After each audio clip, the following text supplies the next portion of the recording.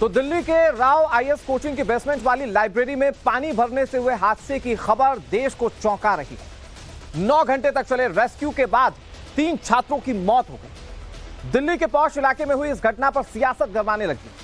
सवाल इस बात को लेकर कि इस हादसे का जिम्मेदार आखिर कौन है। लो लेइंग एरिया होने के बावजूद कोचिंग में सेकंड लेवल के बेसमेंट में लाइब्रेरी की इजाजत आखिर किसने दी? क्या यह हादसा नहीं छात्रों की लापरवाही से हत्या का मामला है? इन सवालों के बीच अभी की बिग ब्रेकिंग हम आपको बताते हैं और सबसे बड़ी खबर क्या है वो आपको बताते हैं। दिल्ली बेसमेंट कांड से जुड़ी है बड़ी खबर। पुलिस का बड़ा एक्शन सामने आया है। पुलिस ने कोचिंग सेंटर के मालिक को गिरफ्तार कर लिया है। कोचिंग सेंटर के कोऑर्डिनेटर को भी पुलिस ने गिरफ्तार कर लिया है। मालिक का नाम अभिषेक गुप्ता है, कोऑर्डिनेटर देशपाल सिंह। ये 2 लोग हैं, एक अभिषेक गुप्ता और कोऑर्डिनेटर देशपाल सिंह। इन दोनों को गिरफ्तार किया जा चुका है।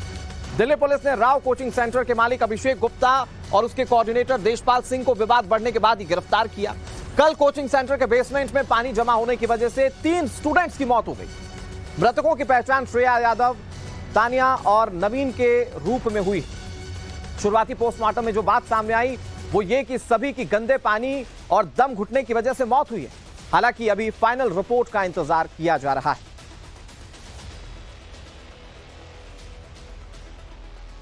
तो 3 ऐसे छात्र जो मेधावी थे और यूपीएससी की तैयारी कर रहे थे। सपना था आईएएस बनने का, और ना सिर्फ उनका सपना बल्कि उनके परिवार का सपना था। लेकिन लापरवाही के चलते ये 3 छात्र अब इस दुनिया में नहीं है। ये आपको 4 तस्वीरें दिखा रहे हैं। ओल्ड राजेंद्र नगर में यह हादसा हुआ। बेसमेंट में जहां लाइब्रेरी चलाने की परमिशन नहीं थी, परमिशन इस बात की थी कि वहां पर स्टोर रूम बनाया जाए, वहां पर लाइब्रेरी चलाई जा रही थी। अचानक बेसमेंट में पानी भरा। अब सवाल यह है कि यह हादसा है या फिर सिस्टम की लापरवाही से मौतें हुई। इस मामले में हमने एफआईआर भी रजिस्टर कर लिया है। जो एफआईआर राजेंद्र नगर थाने में दर्ज किया गया है वो अंडर सेक्शन 105, 1061, 115(2), 290 और 35 BNS के तहत ये एफआईआर दर्ज किया गया है। ये एफआईआर वो कोचिंग सेंटर के खिलाफ, जो उस बिल्डिंग मैनेजमेंट के लोग हैं उनके खिलाफ, जो वहाँ पर उस ड्रेन के मेंटेनेंस के रिस्पॉन्सिबल थे उन लोगों के खिलाफ, और ऐसे और भी लोग जो इस इन्वेस्टिगेशन में जिनका रोल पाया जाएगा उन सब के खिलाफ ये एफआईआर दर्ज किया गया है। और अभी हमने 2 व्यक्तियों को इसमें डिटेन भी किया है जो कि उस कोचिंग सेंटर के ओनर और कोऑर्डिनेटर हैं। और आगे बढ़े उससे पहले आपको कल दिल्ली में हुए इस दर्दनाक पूरी घटना को जान लेना चाहिए कि आखिर कल उस कोचिंग सेंटर में हुआ क्या था और ये आखिर जो हुआ इससे क्या नुकसान हुआ है। मैं आपको सारी चीजें, सारी जानकारियां आप तक पहुंचाऊंगा। देखिए क्या हुआ था। दरअसल दिल्ली में मौत का ये बेसमेंट कैसे बन गया। यह हादसा राव आईएएस कोचिंग सेंटर में हुआ। शनिवार शाम 7 बजे की यह पूरी घटना बताई जा रही है और यह पूरी घटना जब हुई तो लोगों के होश फाख्ता हो गए। दरअसल राव कोचिंग सेंटर की लाइब्रेरी पूरी तरह से डूब गई थी। आपको यह भी बता दें कि तेजी से प्रेशर के साथ इस लाइब्रेरी में पानी भर गया था और उसके बाद यह पूरी घटना जो है वो सामने आई। आगे अगला पॉइंटर हम अपने दर्शकों को बताते हैं। दरअसल तेजी से प्रेशर के साथ पानी भर गया था। स्टूडेंट्स को निकलने का मौका तक नहीं मिला। करीब 5 मिनट में पूरा बेसमेंट जो था वो भर चुका था। बेसमेंट की छत की ऊंचाई करीब 12 फीट बताई जाती है। बेसमेंट में 10 से 12 फीट तक पानी भर चुका था और यही वजह है कि छात्र जब वहां से निकलने की कोशिश कर रहे थे तो बहुत आसानी से निकल नहीं पाए। कुल मिलाकर बात यह है कि छात्रों को निकलने का मौका तक नहीं मिल पाया और यही वजह है कि 3 छात्रों ने दम तोड़ दिया। पानी के प्रेशर से सीढ़ियां नहीं चढ़ पाए कुछ छात्र। रात भर एनडीआरएफ का रेस्क्यू ऑपरेशन यहां पर चलता रहा। बेसमेंट में पानी भरने से कुल 3 छात्रों की मौत हो गई और सवाल वही पूछा जा रहा है कि ये हादसे से मौत हुई है या फिर ये लापरवाही ने जान ले ली। अब आपको ये बता दें कि सरकार ने इस पूरे मामले में मजिस्ट्रेट जांच के भी आदेश दे दिए हैं जो जल्द से जल्द इस मामले पर रिपोर्ट सौंपेगी।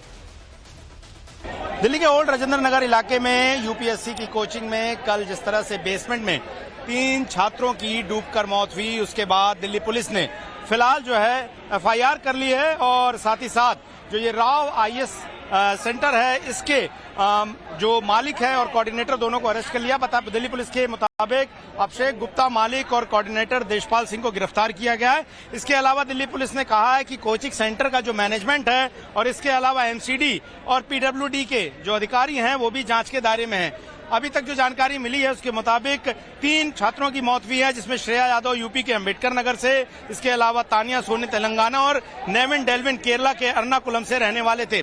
अगर अभी आप स्थिति ग्राउंड पर देखें तो यहाँ पर जो नाराज छात्र हैं, आक्रोशित छात्र हैं, वो लगातार यहाँ पर प्रदर्शन कर रहे हैं। सबसे पहली मांग उनकी इस मामले में एफआईआर कराए जाने की थी। फिलहाल कोचिंग सेंटर के मालिकों के खिलाफ एफआईआर कर दी गई है और एमसीडी और सरकारी कर्मचारियों के खिलाफ जो अभी कार्रवाई है वो फिलहाल अभी जो है वो बाकी नजर आ रही है। लेकिन छात्र आक्रोशित है और जाहिर तौर पर कोई भी छात्र जो है अपनी पढ़ाई का नुकसान नहीं चाहेगा, लेकिन जिस तरीके के यहाँ पे हादसे हुए हैं और जिस तरह के हालात बने हुए हैं, एमसीडी और पीडब्ल्यूडी जागा है, ड्रेनेज सफाई होना शुरू भी है, लेकिन जो जानकारी मिली थी कि उसके मुताबिक जो ये राव स्टडी सर्किल कोचिंग है इसके बेसमेंट में जहां पर सिर्फ स्टोरेज की इजाजत फायर डिपार्टमेंट की तरफ से, म्युनिसिपल कॉर्पोरेशन की तरफ से मिली थी, वहां पर स्टोरेज की जगह जो है बाकायदा लाइब्रेरी चलाई जा रही थी, कोचिंग क्लासेस चलाई जा रही थी, जो कि नियमों के खिलाफ है। और अब इस खुलासे के बाद का असर यह है कि इस इलाके के तमाम बेसमेंट में चलने वाली कोचिंग और व्यावसायिक प्रतिष्ठान बंद तो हो रहे हैं, लेकिन सवाल यही है कि ये कब तक होगा, कितने दिन तक होगा और क्या छात्रों को दोबारा इस तरह की मुश्किलों का सामना नहीं करना पड़ेगा, ये सवाल जरूर बना हुआ है। एमसीडी, बीजेपी और तमाम लोग एक दूसरे पर आरोप लगा रहे हैं, लेकिन जाहिर तौर पर बड़ी जिम्मेदारी दिल्ली नगर निगम, फायर डिपार्टमेंट, पीडब्ल्यूडी के कर्मचारियों की ही थी, जिनकी मिली भगत से ये हादसा हुआ और 3 छात्रों को असमय अपनी जान गंवानी पड़ी। कैमरामैन अब्बास के साथ गौरव श्रीवास्तव, टाइम्स नाउ भारत, दिल्ली। तो 3 छात्रों की मौत कई सारे सवाल पूछने पर मजबूर कर देती है, लेकिन अब दिल्ली कोचिंग हादसे का एक खौफनाक वीडियो सामने आया, जहां बेसमेंट में पानी भरने के दौरान रेस्क्यू का ये वीडियो है जो हम आपको दिखाएंगे। रेस्क्यू के दौरान एक शख्स को बाहर निकाला गया। तस्वीरें आपके सामने होगी जिसमें आप देखेंगे कि कैसे यहां पर बेसमेंट से रेस्क्यू किया गया। ये देखिए तस्वीरें, रेस्क्यू के दौरान एक शख्स को बाहर निकाला गया। बताया जा रहा है कि कई सारे छात्र यहां पर फंसे हुए थे।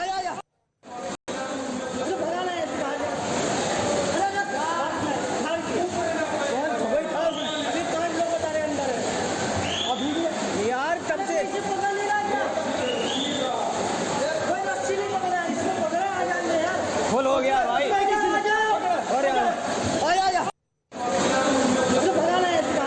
और देखिए हम आपको तस्वीरों में दिखा रहे हैं कि कैसे डूबा हुआ शख्स बाहर आ रहा है जिस वक्त बेसमेंट में पानी भर रहा है। ये तस्वीरें जिसमें आप देख पा रहे होंगे कि बेसमेंट में पानी किस रफ्तार से भर रहा है। अब जरा सोचिए कि यहाँ पर छात्र जब मौजूद थे तो उन्हें क्या बाहर निकलने का मौका मिल पाया होगा।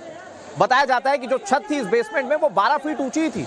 ऐसे में पानी जिस तरह से तेजी से भर रहा था, छात्रों को निकालना एक बहुत बड़ी चुनौती थी और उसमें से एक छात्र को कैसे निकाला गया इसकी ये तस्वीर हम आपको दिखा रहे हैं। जिस वक्त ये हादसा हुआ, ये कितने विकराल सिचुएशन थी, ये छात्रों के लिए कैसे डेथ टोल बढ़ाने वाली सिचुएशन थी, ये आपको तस्वीरें दिखा रहे हैं। और इसमें आप देख सकते हैं कि कितने मुश्किल हालात में रेस्क्यू किया गया। बताया जाता है कि कई छात्रों को रेस्क्यू किया गया, लेकिन 3 छात्रों ने दम तोड़ दिया। और ऐसे में इस लापरवाही या इस हादसे के पीछे की वजह क्या है, अब इसे ढूंढने की बात कही जा रही है। आईएएस की कोचिंग पढ़ने के लिए तमाम छात्र जो थे वो इस बेसमेंट में पढ़ाई कर रहे थे। बड़ी बात यह कि ये बेसमेंट में लाइब्रेरी चलाने की इजाजत नहीं थी, ये स्टोर रूम था।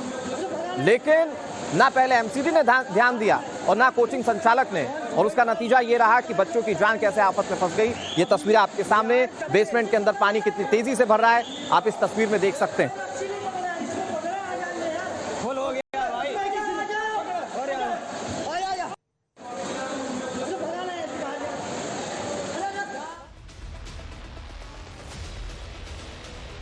और चलिए अब आपको कुछ और वीडियोस की मदद से पूरी घटना को सिलसिलेवार तरीके से समझाते हैं। कैसे छात्र राव कोचिंग सेंटर के बेसमेंट में बनी लाइब्रेरी में पानी के बीच फंस गए। अब मैं आपको तस्वीरें दिखाने की कोशिश करता हूं। ये देखिए तस्वीरें जो आप ठीक मेरे पीछे देख रहे हैं। बेसमेंट में आप देख सकते हैं कि कैसे तमाम छात्र हैं। क्योंकि ये लाइब्रेरी थी तो बच्चे पढ़ रहे थे और ऐसे में ये फंस गए। लेकिन कैसे निकाला गया ये आप देख रहे हैं तस्वीरों में।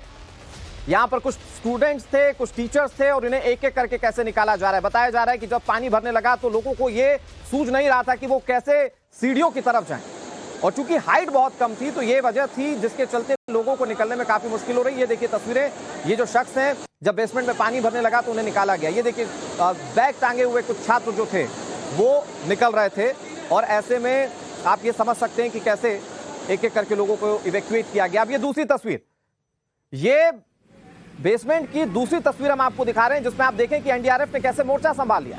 कहा जाता है कि रात को 3:30 बजे तक इसी तरह से रेस्क्यू ऑपरेशन चलता रहा, सर्च ऑपरेशन चलता रहा।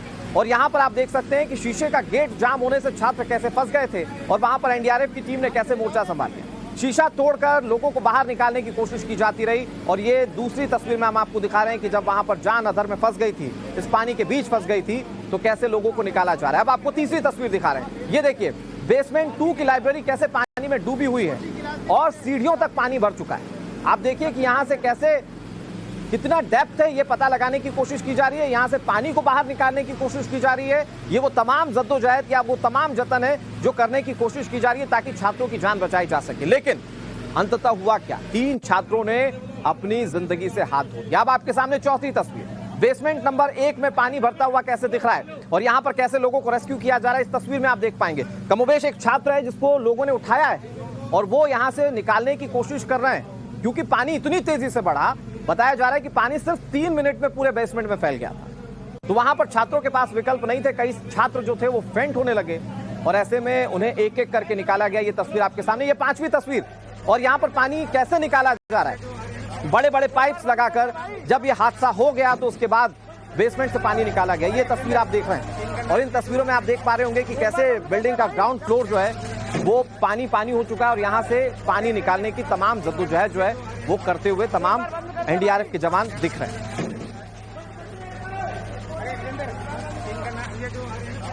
एक बार बंद कर दे भाई।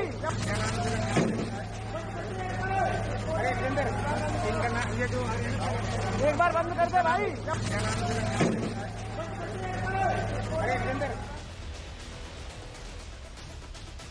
और चलिए अब आपको बताते हैं कि आखिर कैसे छात्र बेसमेंट में फंस गए और उन्हें वहां से निकलने का मौका कैसे नहीं मिल पाया। दरअसल जलभराव से बेसमेंट लाइब्रेरी का गेट जाम हो गया था और यही वजह है कि छात्रों को निकलने का मौका नहीं मिल पाया। पानी से शॉर्ट सर्किट के चलते गेट जाम हो गया था, जो जानकारी मिल रही है।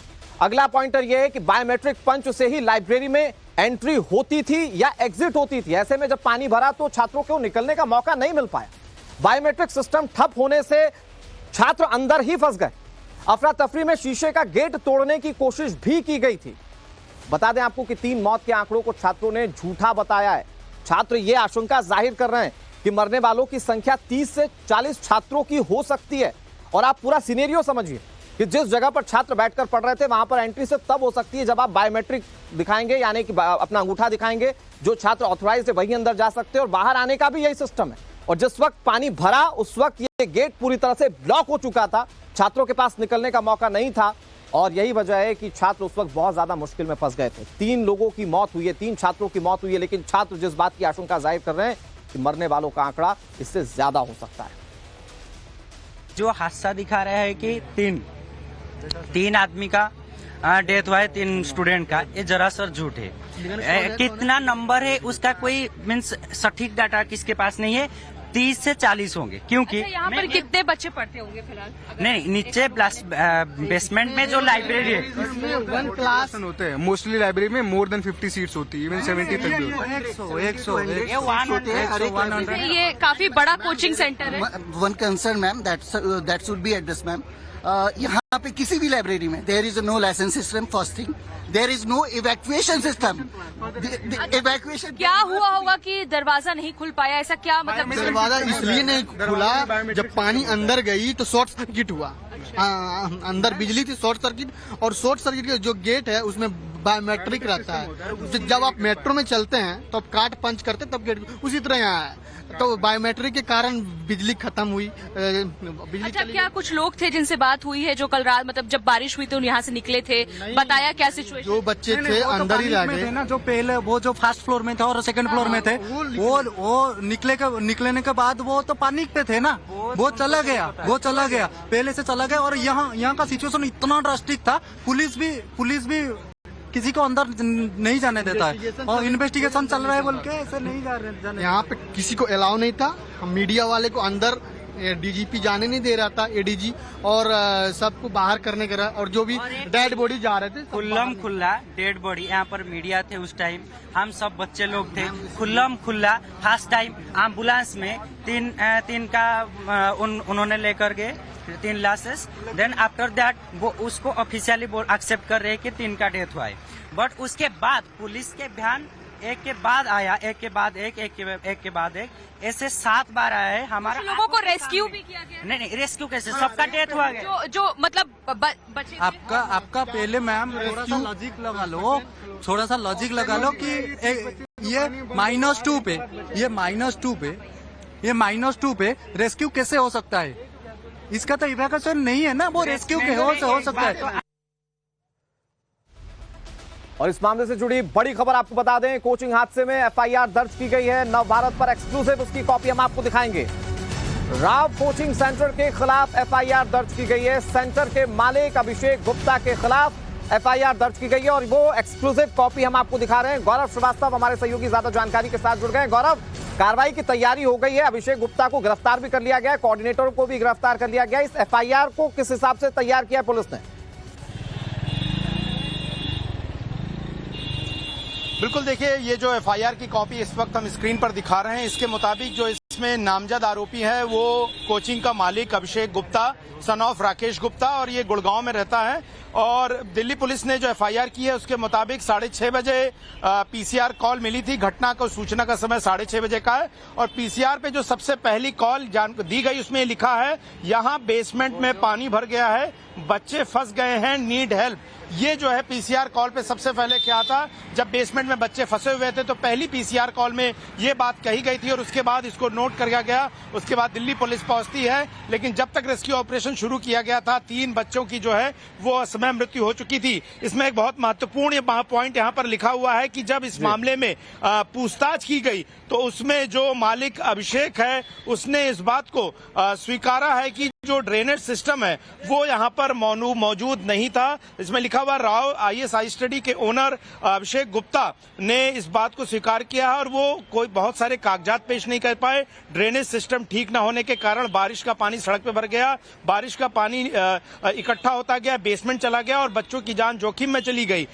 स्वीकार ये भी किया गया है कि वहां पर किसी भी तरह का कोई ड्रेनेज सिस्टम बेसमेंट में नहीं था, यानी कि बेसमेंट जो कि तकरीबन 14 फीट गहरा बताया जा रहा है, जिसके लिए परमिशन सिर्फ इस बात के लिए मिली है कि आप वहां पर स्टोरेज रख सकते हैं, वहां पर ह्यूमन लाइफ जो है वो आना जाना नहीं कर सकती है, कमर्शियल एक्टिविटी नहीं हो सकती। उसके बावजूद तमाम नियमों को दता बताकर वहां बाकायदा बिल्कुल गौरव, और अब देखने वाली बात ये होगी कि इस एफआईआर के बिना पर किस तरह से पुलिस का केस आगे बढ़ता है। शुक्रिया गौरव, आप नजर बनाए रखिए, आपसे तमाम अपडेट्स हम आगे भी लेते रहेंगे। इधर दिल्ली कोचिंग हादसे से जुड़ी एक और बड़ी खबर आपको बताते हैं। एमसीडी के ऑफिसर नवभारत के सवालों से भागते दिखे।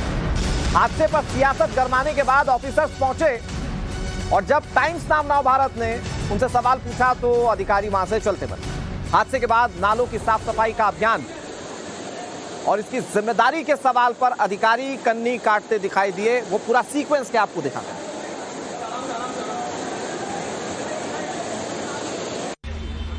कहां सर, किस विभाग से हैं आप? किस विभाग से? नहीं है सर, मैं किसी से। कहां से हैं आप? कहीं से तो होंगे आप? इधर सुना रहे हैं, आपके कर्मचारी बुला रहे हैं, साफ सफाई नहीं हुई बता रहे हैं, आपके खुद विधायक आरोप लगा रहे हैं। हाँ भाई साहब, अरे एक मिनट सुन तो लीजिए, उसमें क्या बुराई है? आप जिम्मेदार हैं, यहाँ पर साफ सफाई क्यों नहीं हुई? भाई साहब, आपके विधायक। सर मैं यहाँ पे नहीं हूँ सर। आप तो यहाँ आपके कर्मचारी, आप ये बताइए कि जिम्मेदार कौन है? फिर यहाँ एमसीडी सफाई नहीं कर पा रही, नाले साफ नहीं हो रहे। मैं जब जिम्मेदार हुई नहीं सर, मेरे पीछे पड़ रहे हो आप। आप एमसीडी से हैं ना? नहीं हूँ मैं। आप कहाँ से हैं? किस विभाग से बताइए? मैं देख रहा हूँ, मैं बोल रहा हूँ उनसे। क्या? किससे हैं? मैं देख के बोल रहा हूँ उनको मिट्टी क्यों बोल रहे हैं आप? मतलब अधिकारी हैं आप, एमसीडी से बताइए, जिम्मेदारी तो कोई बनती होगी ना कि सफाई की जाए। आपके विधायक खुद बोल रहे हैं कि साफ सफाई नहीं हुई, नाले साफ नहीं हुए, उसकी वजह से बच्चों की मौत। सफाई कब कब होती है सर यहाँ पर? मेरे को जानकारी नहीं है। जानकारी नहीं है तो किसको जानकारी होगी? साफ सफाई होनी चाहिए, नालों की सफाई होनी चाहिए, एमसीडी की कोई जिम्मेदारी नहीं है। बताएंगे सर, लास्ट सफाई कब हुई थी यहाँ पर? ये आरोप लग रहे हैं नाले नहीं साफ हुए, दिखाई दे रहा है भरे पड़े हैं नाले सिर से। साफ सफाई कब हुई थी? एमसीडी सफाई क्यों नहीं कर पा रही है? बताएंगे सर, एमसीडी की सफाई क्यों नहीं नालों की हो पा रही है? सर कोई तो जवाब दे दीजिए, कभी तो सफाई हुई होगी, लास्ट वक्त हुई होगी, कभी तो सफाई हुई होगी। नालों की सफाई तो होनी चाहिए। सारा आरोप आपके विधायक कह रहे हैं, दुर्गेश पाठक बोल रहे हैं, सब कोई बोल रहा है नालों की सफाई नहीं हुई। अरे सर मेरे पास है नहीं सर एरिया, फिर मेरे आप क्यों यहाँ पर निर्देश दे रहे हैं? आपके मैं नहीं दे रहा निर्देश। कौन दे रहा है? आपकी वहाँ देखो लगे, वहाँ एनसीडी से ना, वहाँ गाड़ी लगी हुई है, वहाँ बात करो आप। सफाई क्यों नहीं हो पाई, यही तो जवाब पूछा जा रहा है। क्यों आप जा रहे हैं फिर जो जगह छोड़कर? आप रुकिए, नहीं है तो वहाँ तो खड़ा हूँ मैं। हाँ बताइए सफाई क्यों नहीं हुई, बोलिए। आप इस इलाके के एनसीडी कर्मचारी हैं? नहीं हाँ बिल्कुल है। आप नहीं लगातार आप निर्देश दे रहे हैं और आप नहीं भाग क्यों रहे अपनी जिम्मेदारी से? जिम्मेदारी तो तय उनकी। कौन सा? ये वाले भाई साहब एनसीडी से हैं आप? भाई साहब सफाई कब हुई थी आखिरी टाइम में? भैया मैं एनसीडी से नहीं हूँ। कहाँ से हैं आप? कहाँ से हैं आप? अरे बताइए कहाँ से हैं? भैया कैसे भी नहीं हूँ मैं। कहाँ जा रहे हैं आप? मैं कौन कह रहा हूँ भैया, मैं एनसीडी से नहीं हूँ। क्यों भाग रहे हो आप? एनसीडी से नहीं हो तो बताओ ना, सफाई क्यों नहीं हुई नालों की? सफाई वाले बोल, मैं थोड़ी ना हूँ यार। हैं? मैं एनसीडी से नहीं हूँ। कहाँ से हैं आप? सफाई क्यों नहीं हो रही है बताइए आप। आपके विधायक कह रहे हैं नाले साफ नहीं हो रहे हैं। अरे एक बार रुक जाइए, नहीं है तो क्यों भाग रहे हैं ये तो बताइए। मैं डिपार्टमेंट से नहीं हूँ भैया। किस डिपार्टमेंट से हैं आप? कोई से डिपार्टमेंट नहीं हूँ। तो सफाई क्यों नहीं हो रही है बताइए। बच्चे मर गए, जिम्मेदारी क्यों नहीं है? नाले का पानी अगर पहुंच रहा है, क्यों नहीं जिम्मेदार है कोई? बताइए, जिम्मेदार कोई है ही नहीं है।